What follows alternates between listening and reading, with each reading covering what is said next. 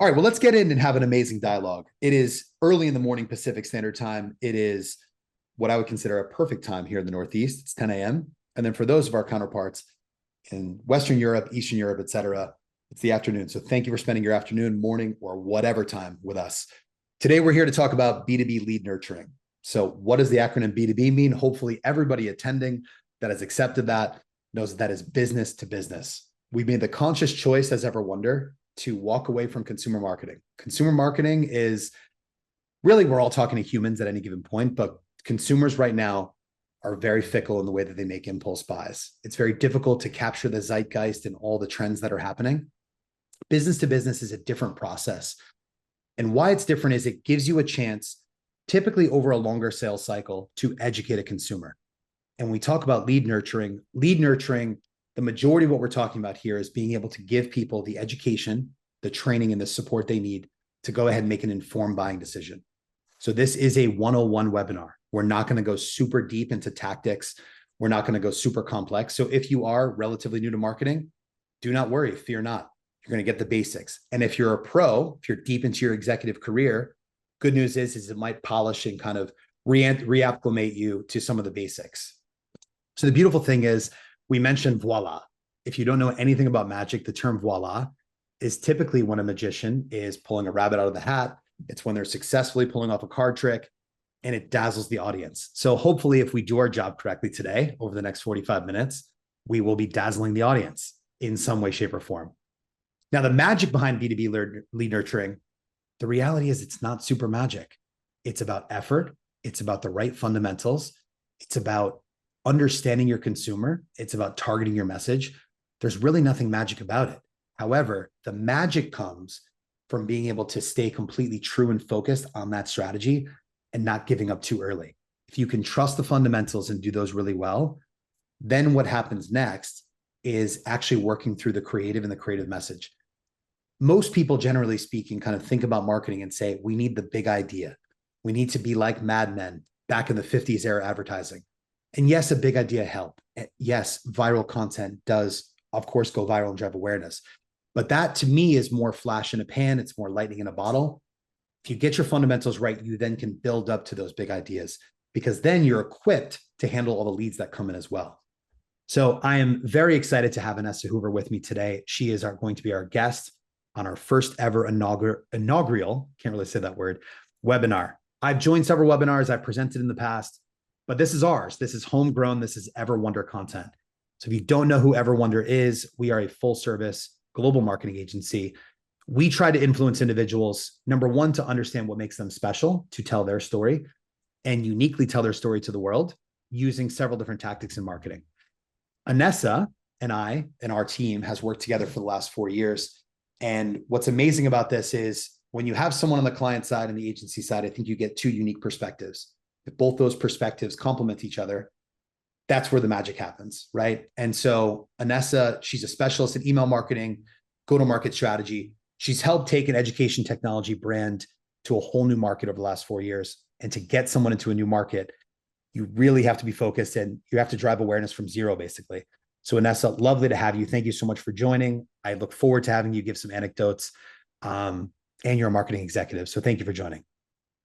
Thank you very much for having me. And who I am, so Brian Sena, I'm the founder and principal at EverWonder.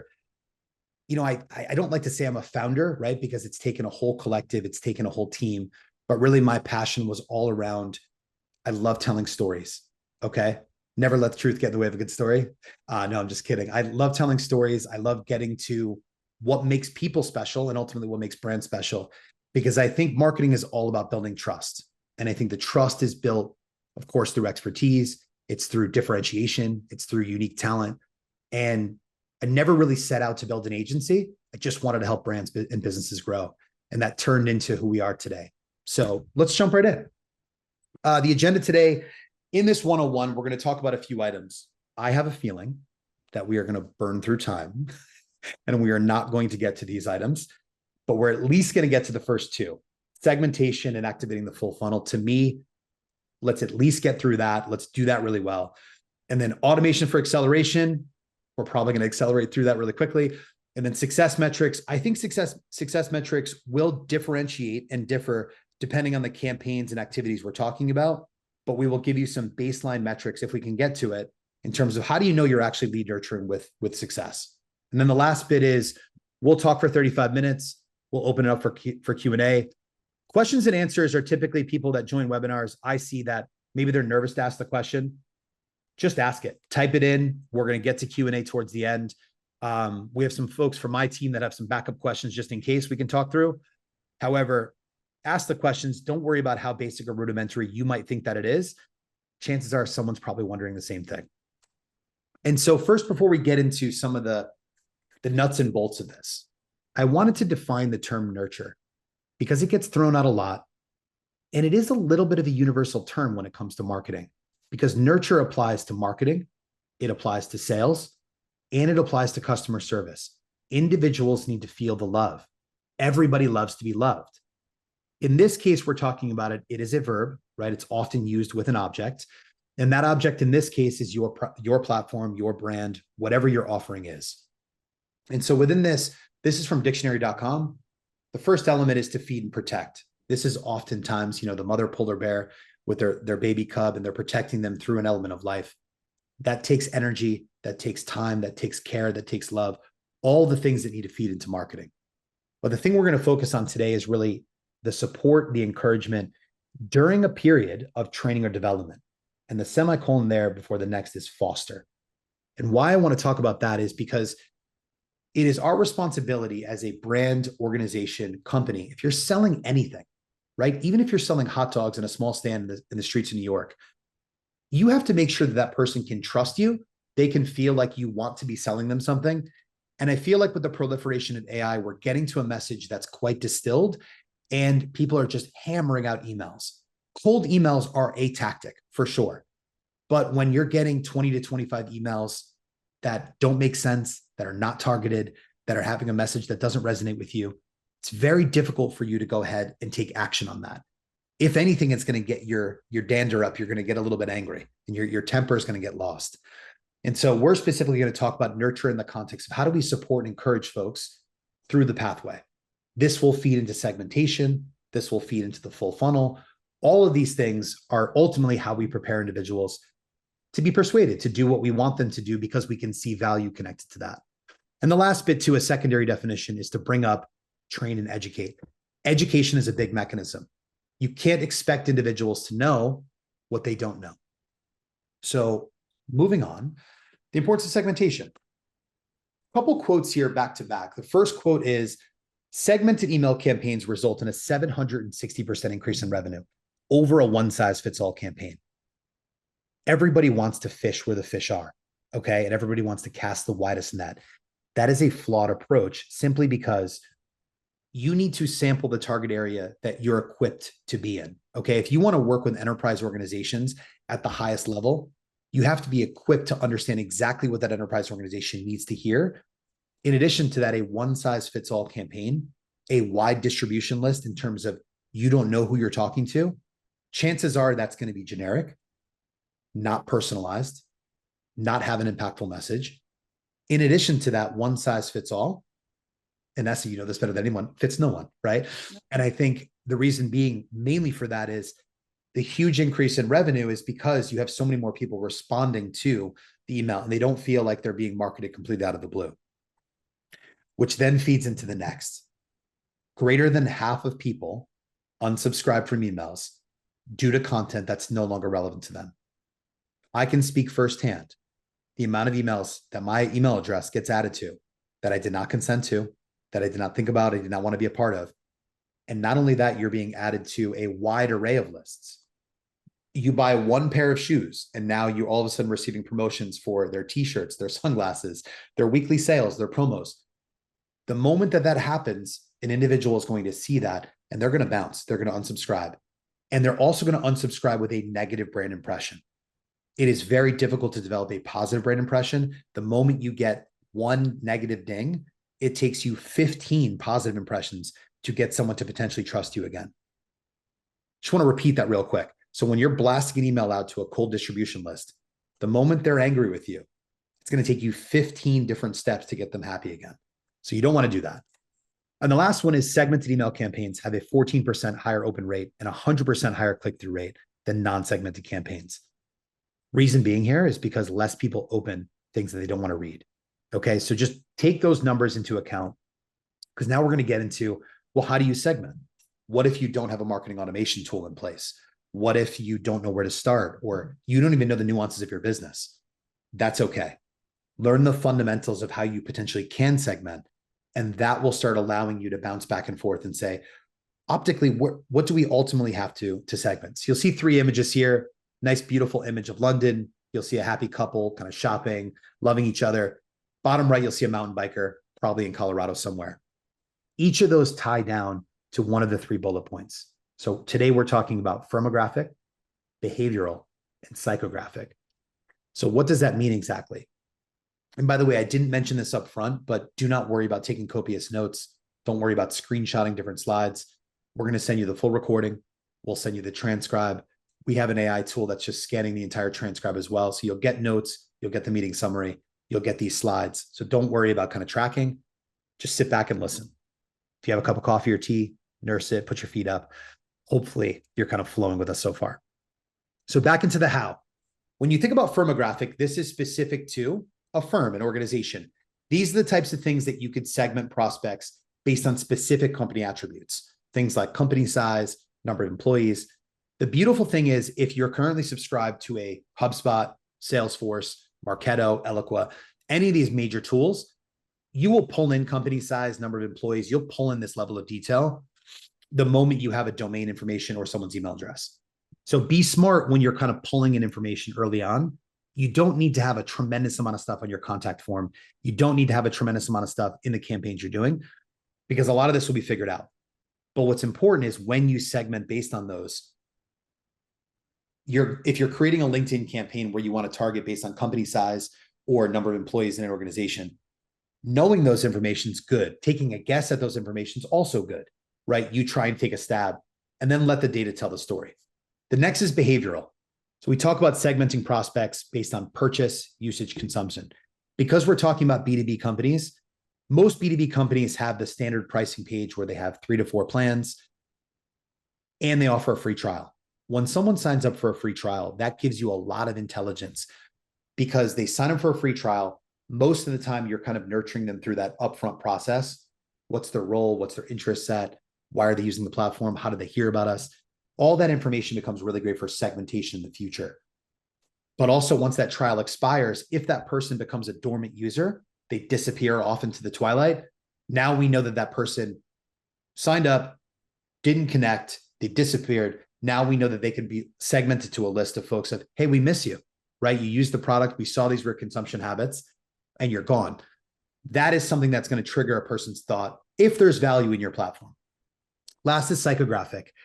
This is around interests, lifestyle, personality, and these are really self-reported categories. The best organizations that I find under the how are the ones that very subtly will build profiles during the upfront sales call, during surveys, during reviews, during check-in periods, allowing individuals to kind of give away their hobbies, their lifestyle, their personality.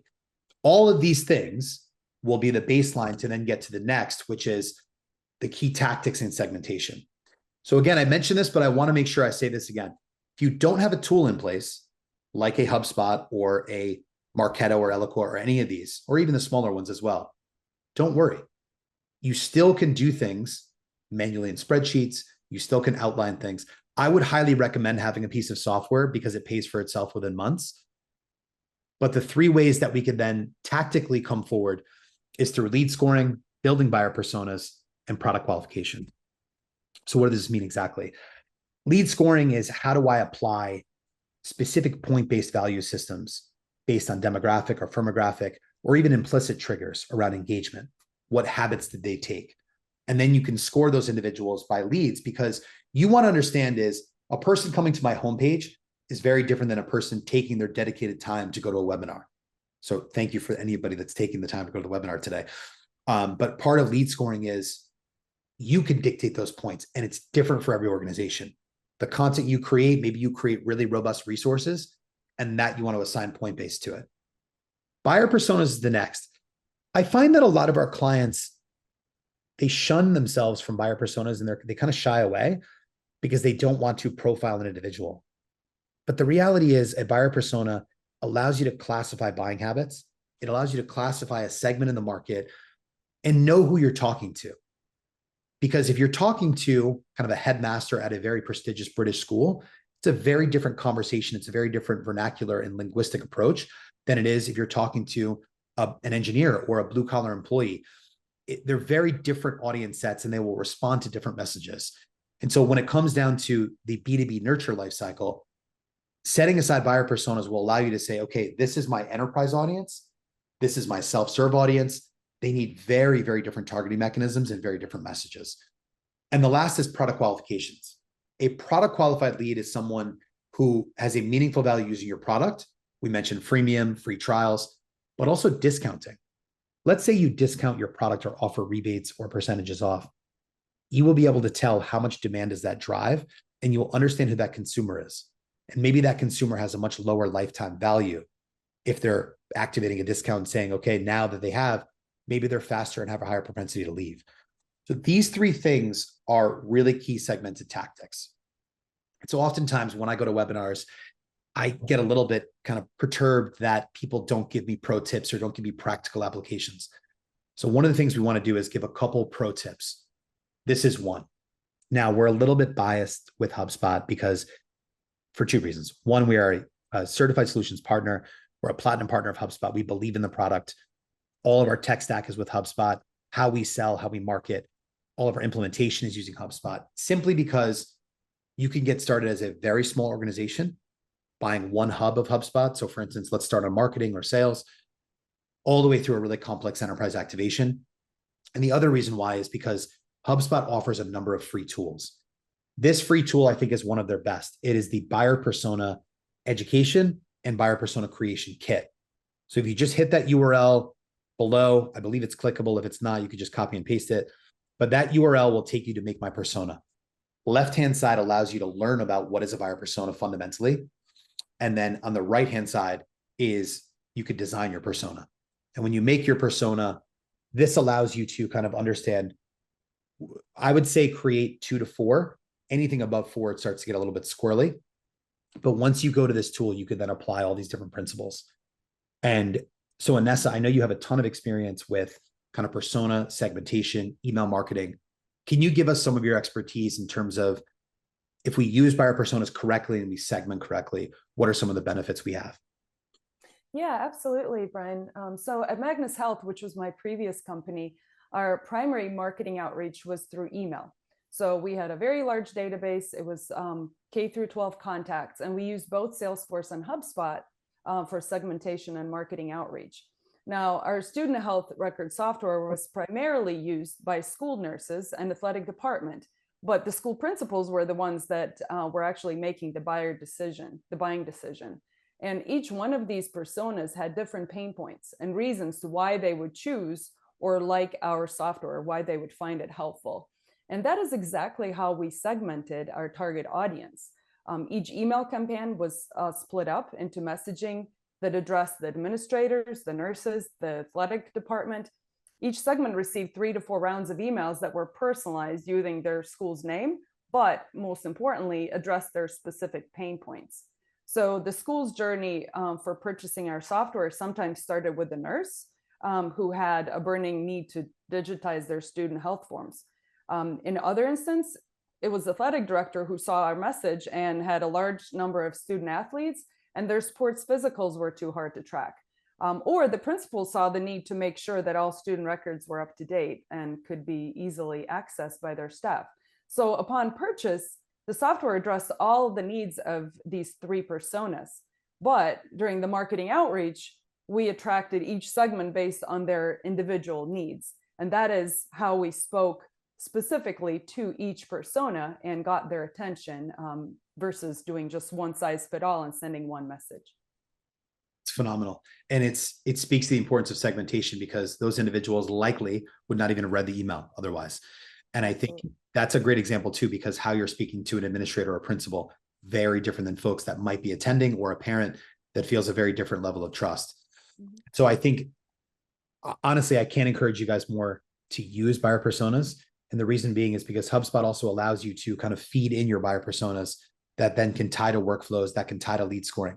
So we'll talk about the full funnel. We'll talk about lead scoring, but we've had two of our other clients. They were very gung ho about buyer personas, but the moment they started getting into the tool and the sophistication, they were like, maybe we're not ready. And I think that the one thing I can implore anybody, if we're talking about Voila and magic, do the fundamentals to start, because you're not going to want to go back and you're going to have all this money invested in marketing and it's not going to tie to anything. And so when you get that executive report on a Thursday night and says, how is our marketing doing? Then you have to go and scramble. You just don't have an organized path to do it. You don't want to be in that position. Next is lead scoring. So lead scoring is another one that takes time and energy.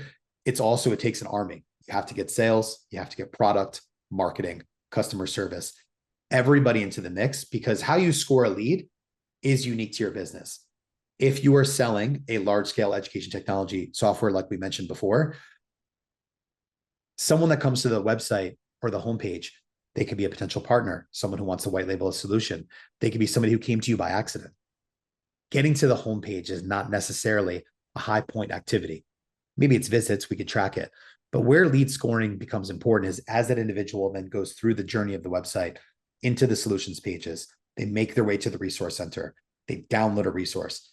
When they download a resource, there's a high substance and a high value to that, because now they're able to basically see that deliverable. They're able to read and consume your content. You got your logo plastered all over it. And most importantly, it allows us to add that individual into a nurture track that we've set up and said, if they download this specific resource, we're now going to email that individual, of course, as an autoresponder. Thank you so much for doing that. Maybe we put in another URL to say, if you found this valuable, you could find this valuable. But even further than that, where the concept of nurture comes in is somebody downloads that material. Maybe they don't even read it, right? Maybe they come back to it 2-3 weeks later.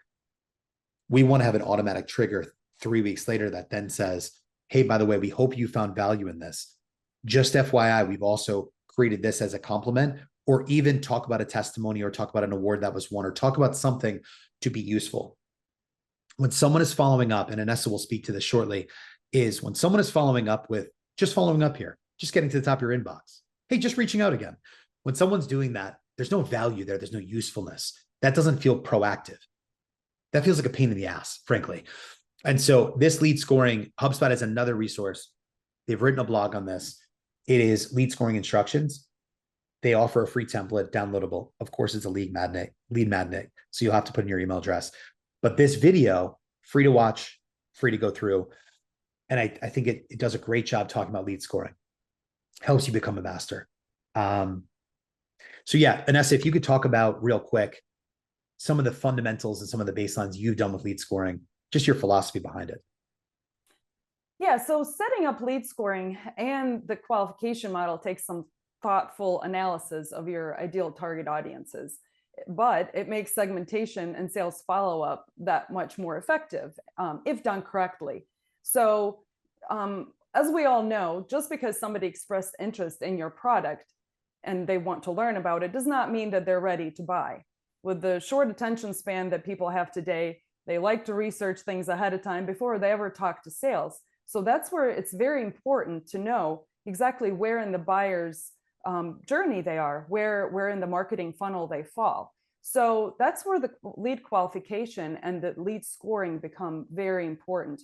Lead qualification helps us measure the value of each prospect and their sales readiness. And the two questions that lead scoring help us answer are, is the contact actually a good fit for your company? Just because they're interested in your product does not mean that they would be a great fit for what you do for your product.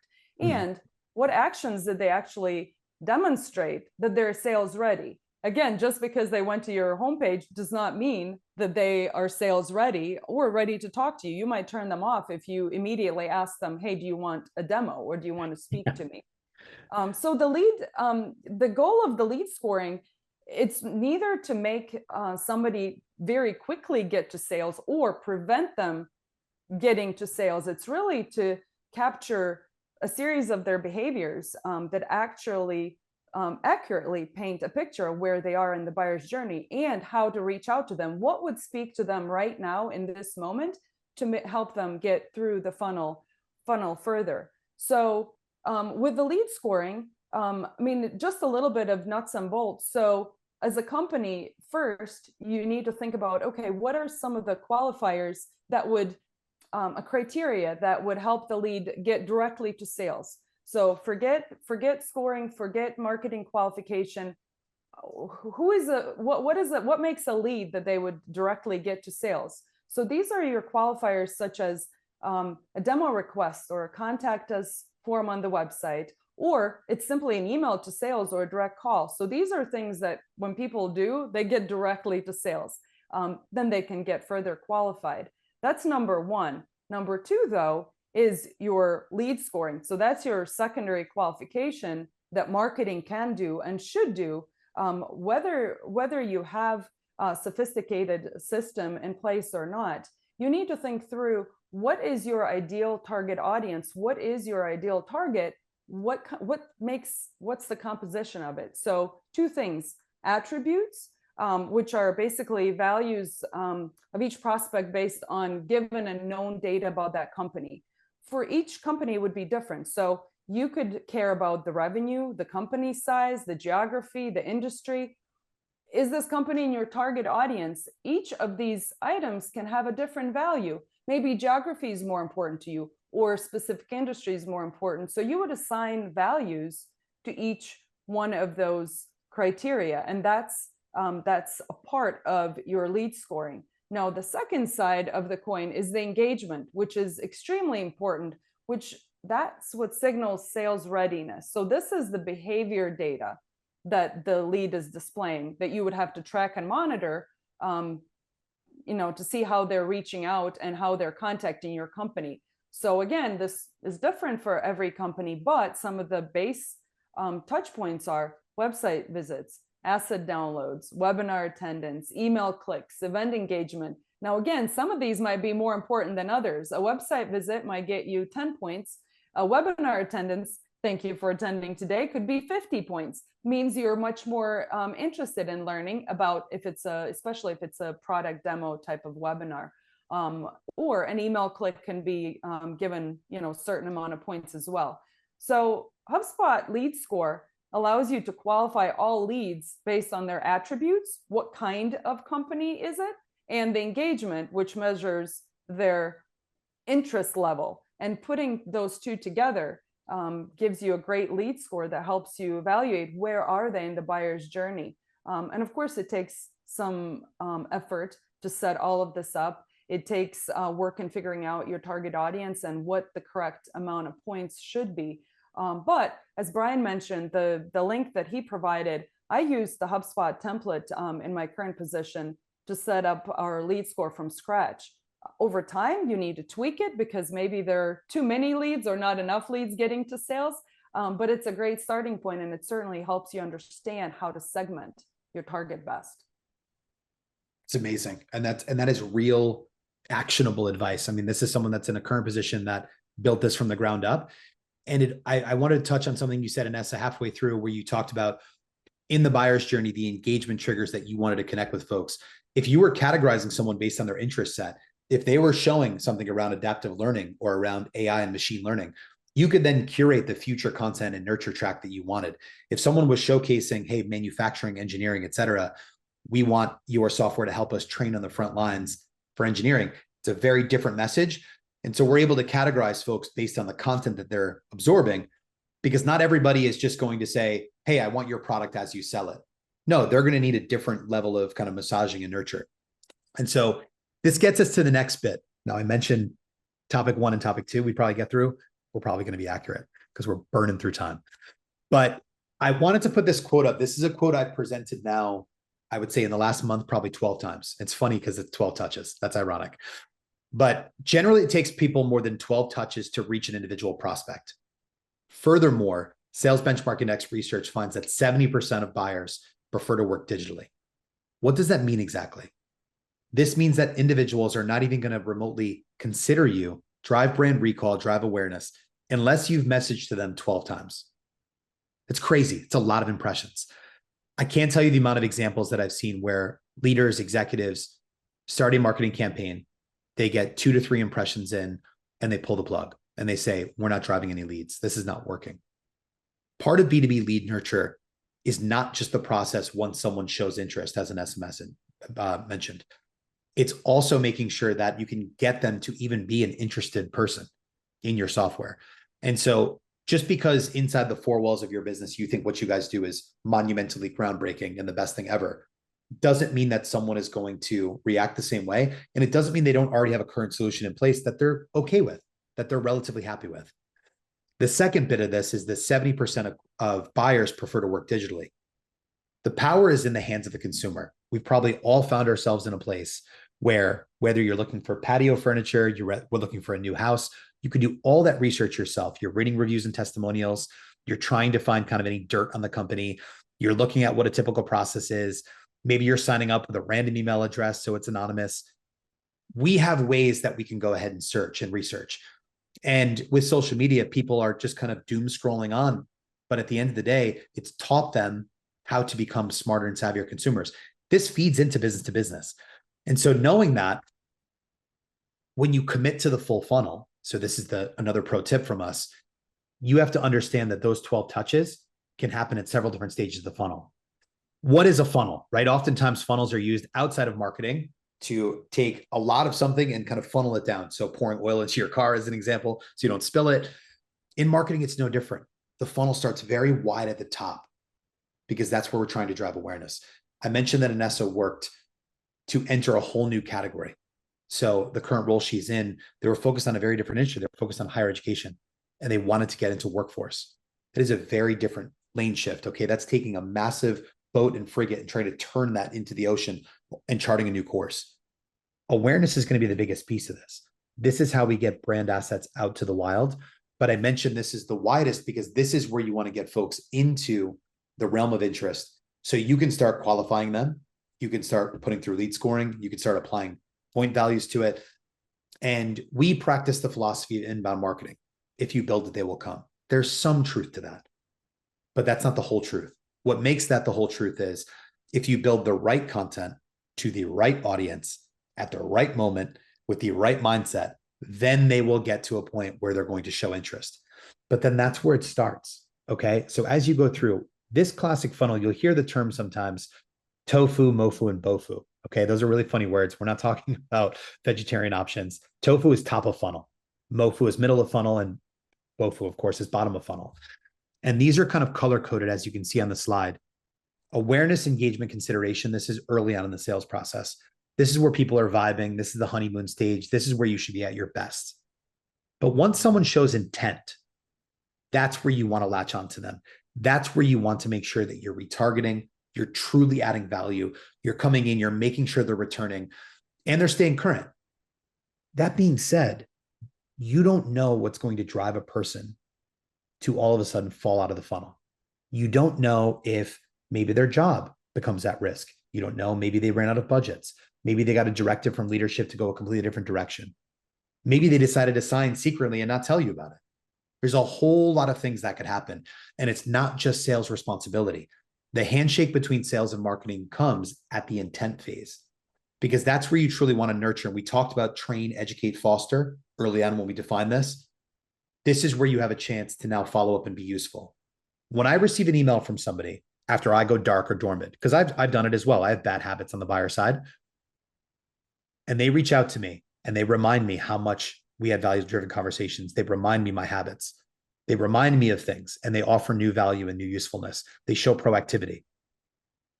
That is a persistence that's going to get individuals to purchase. And then purchase is going to take you to another definition of nurture here, which is once someone purchases and they're now part of your funnel, they're latched on as a lifetime consumer, how do we then make sure they stay and they become a promoter? So Inese, if you want to talk through, you had mentioned the fundamentals of lead scoring. If you want to just give us a sense of a real example, actionable example of this and how it applies, we'd love to hear it.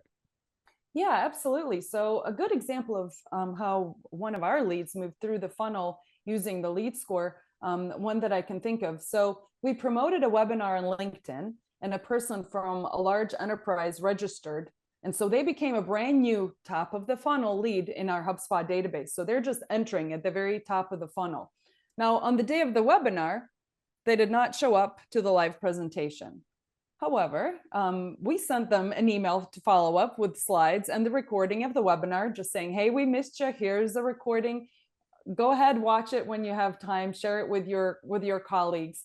So they viewed these resources and then they visited our website, HubSpot, because they registered for this webinar. Now HubSpot is tracking all their activities in the back end. So while on our website, this person also downloaded a few ebooks from our resource center. So HubSpot continues to increase their lead score based on each engagement: the webinar registration, email clicks, web page visits, ebook downloads. They're being very active, and each one of those values that I had assigned specific points, what's more important than the other, it all added up. So they quickly reached a high MQL status based on their engagement points, and they were passed on to sales. So this lead became an opportunity that resulted in a closed deal. So even though this person did not even show up to our webinar initially, by watching and tracking of their additional activities, but giving them an opportunity to engage with us, they kept adding points that flagged their persona, their lead to the sales team for follow-up.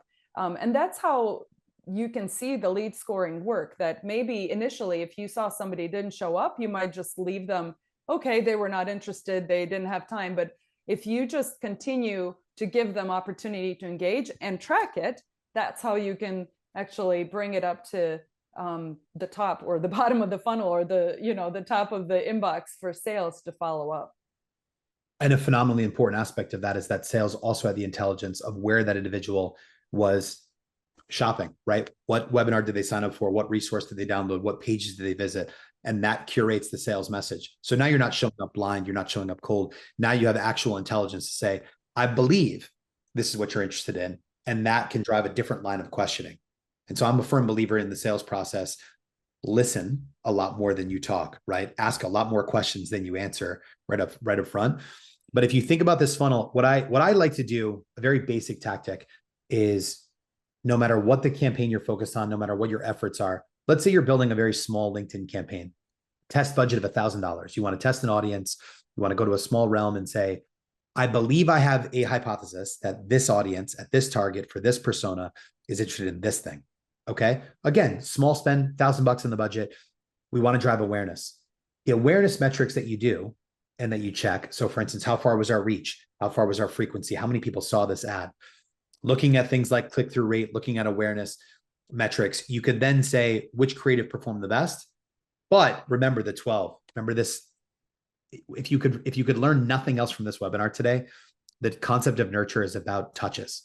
And so there was a brand called MVMT. I did a LinkedIn video on this actually, but I got hit. This is back when I was on Facebook. I got hit with so many messages about watches, and it was MVMT watches. And I just kept seeing them and seeing them and seeing them. Genuinely, I probably saw 18 to 20 touches. And at first I was like, who is this company? This is crazy. But because of the frequency, getting to 18 touches, I did my research. I went to their site. I looked around. I read their background.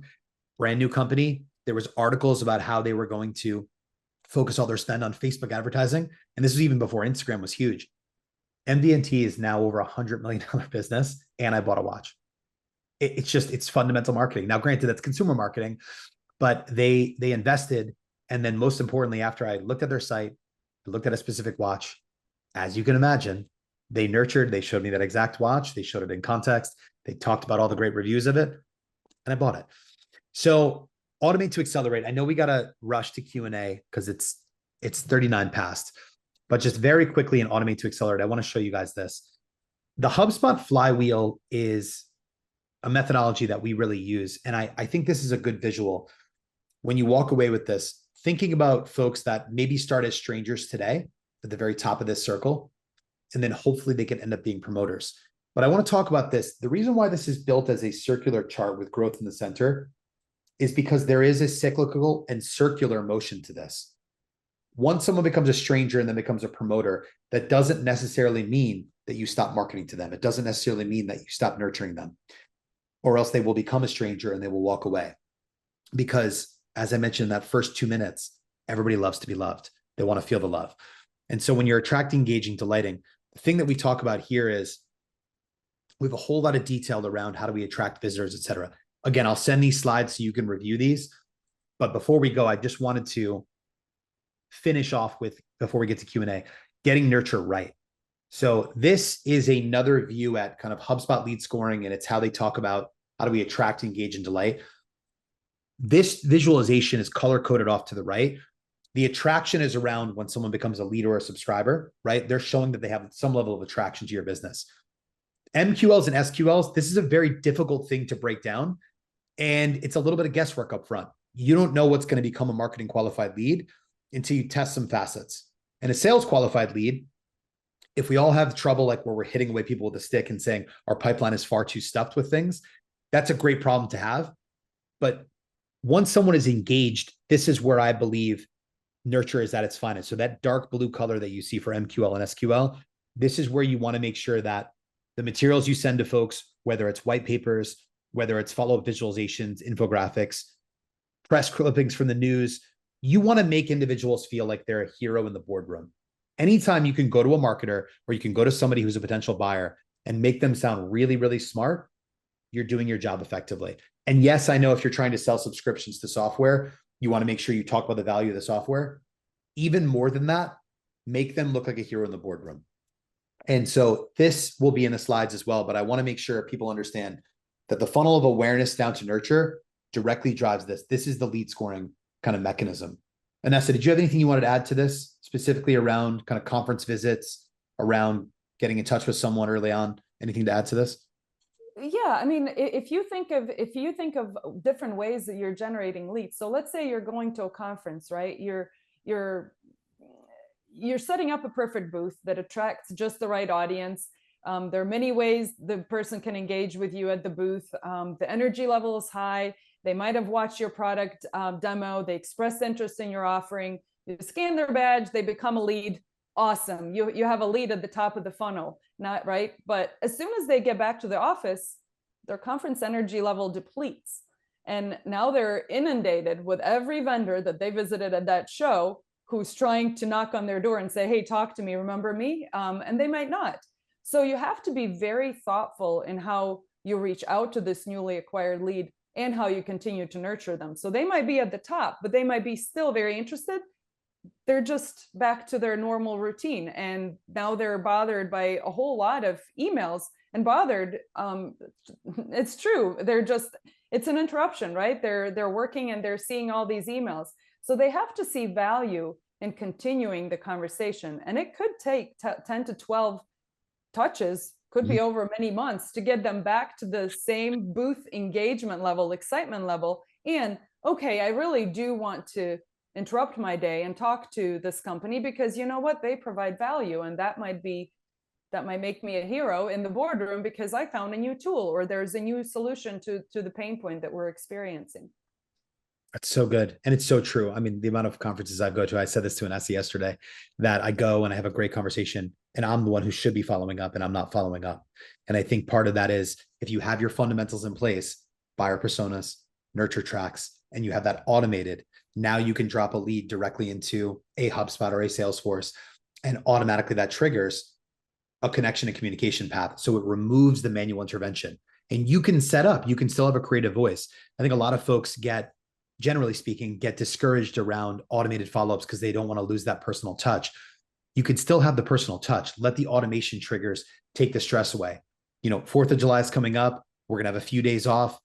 If an automation trigger sends a note on the 3rd of July that you personalize and you wrote and you understand, what's the difference, right? You already set up the facets, but the fact that that's done and that's one less thing for you to have to worry about while you're going to the store and getting hamburgers and hot dogs and planning your event, it's a huge help. And I think part of marketing automation for me, we'll get to Q&A in a second, but part of marketing automation for me is save the manual steps so you could spend more time on the intelligence, spend more time on setting yourself up to understand who your audience is, because knowing the who allows you to impact the what. All right, perfect. So participants, thank you for joining. Let's see Q&A. How do I see this? I see one question here. What metrics would you use for measuring success for lead nurturing? Do you think AI will improve or degrade B2B lead nurturing? I think here's the thing with AI AI right now is pushing to say, let us write your emails. AI is saying, hey, you put in a couple attributes to your brand and we'll blast out to a wide audience. I think the issue is with AI is it's a great foundational mechanism. And I think where it could create engagement is going to allow you to think differently. It can allow you to sample different messages, different subject lines. I mean, the campaign assistant with HubSpot is amazing, right? You could write a summary and different subject lines. You could set your tone of voice. You could say, give me 3 submissions. If you don't like any of those, say it again, or give 3 more submissions. In that case, I think AI is really going to help. But where AI I don't think is going to help is when you take a broad range audience and you expect AI to sift through that for the golden nuggets, and then it almost distills or genericizes your offering. That's, I think, going to be a big problem. Where AI, I think, can really help lead nurture is to say, hey, we put someone into a nurture track where once they download this resource, we have an autoresponder. We then follow up 3 weeks later if they don't respond. If they do respond, take this step. If they don't respond to that, then send them this material. AI will then say, okay, for the 100 people who respond to that nurture track, 20 of them took this action. I think if AI can be able to layer in intelligence and adapt a nurture track based on that, that's where it will really help. I also think it helps with foundations. But what metrics would I use for measuring success? This is a tricky one based on the business, but let me answer as direct as I possibly can. When you set up your funnel, look at metrics for awareness around, okay, if I have campaigns out in the wild, the success is not how many impressions, it's not click-through rate, it's not cost per click and things like that. I find that the success metric comes, did we actively send out a follow-up communication when someone was put into this nurture sequence? Number 1. Number 2, when we segmented this email list and we A/B split tested this email, how did open rates and click-through rates change? More importantly, once we followed up to that email, did they then open up my follow-up 3 weeks later? Because if I'm watching fall off and I'm watching lack of engagement over a period of time, that's one of those things where you know that your nurture sequence is actually failing over time. Hopefully that answers the question. Second, I just saw a question from Ethan. Thank you so much. Do you feel that there are major differences between lead nurturing for a service-based business versus product-based solutions? I would say there's not much of a difference in the fundamentals that go into this, but I do believe in product-based solutions. The difference in nurturing is around new feature updates. Hey, we just launched this great new thing in your admin panel. If you haven't seen it, go look here, right? In addition to that, hey, AI is all the storm. We're now working in AI into our platform this way. In addition to that, I think you have a lot more product qualification segmentation options when you're offering a product, because that product will allow you to say, hey, I've signed up for a trial and they're gone and they're dormant. Now you have intelligence. You also have usability metrics in a product. If you use something like Pendo as a solution, you can give feedback in the product. You could understand their user behavior. This is something that if you're also asking for feedback in the product, you can use that to your strength in the future. So I would say that product-based solutions give you a lot more latitude in marketing. I think service-based, me personally, you have to invest a lot more in the content you create around showing your faces, showing the team, because everybody says they have a special team. Everybody says that they're the best in the market. Price is not an option, but I think if you can show who your team is, if you can show real-time solutions, and I think service-based businesses, you need really relevant case studies and really relevant information. So it's a lot harder, I think, to market for service-based businesses, whereas product, the intelligence is in the product. Hopefully that answers the question. Inese, anything to add to that? I just wanted to add to your earlier point about what does success look like, and I think, that's kind of a part of how do you measure success. That was part of the question. I feel like oftentimes companies look for one silver bullet and a quick marketing win, and if it doesn't work, they shift their efforts. But really, effective marketing takes time. It takes resources, and it takes a thoughtful mix of outreach channels. You have to show value to the prospects and pop up here and there and touch them in a variety of ways. So you might be sending 3 or 4 emails and they're not responding, but then they see a LinkedIn ad and they click on it. Or they go to one of their trusted networks and they see an article in their newsletter and they click on it and read it. So I feel like for the success, don't think of, oh, okay, I need 12 touches, I'm going to send 12 emails. Please don't send emails that start with following up on my previous email or bumping this up to the top of your inbox and I have not heard back from you. don't do that. Instead, send valuable resources. Those might offer a new perspective or start up internal conversation, and that makes you useful and also be genuine. So I feel like a successful nurture campaign, what does success look like?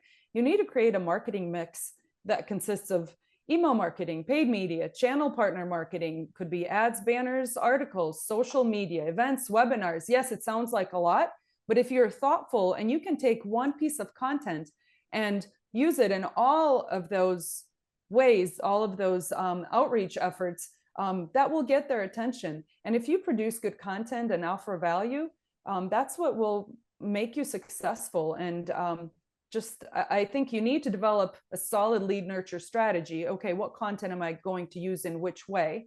And then you have to streamline your sales process, because without follow-up, your leads will just sit in the funnel.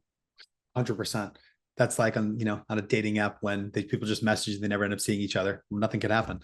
And so, all right, we'll move into conclusions, but I think if any other questions, if anybody was sparked any thought, do not be shy, do not be nervous. Whatever the question is, you could remain anonymous as well. You don't even have to say who you are. So ask a question if you have it. But thank you so much. Inese, thank you so much, because I know you're in the trenches every day. You work countless hours to make sure that you're getting the right message out there. It's authentic. I've learned so much from you over the years. I'm glad we've been able to partner over the past 4 years.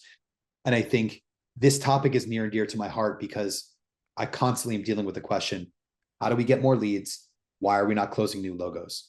And those two phrases, I think the way that you drive success with that is you have to think about treating every lead as if they're personal to you. But in addition to that, let the tools do a lot of the work for you.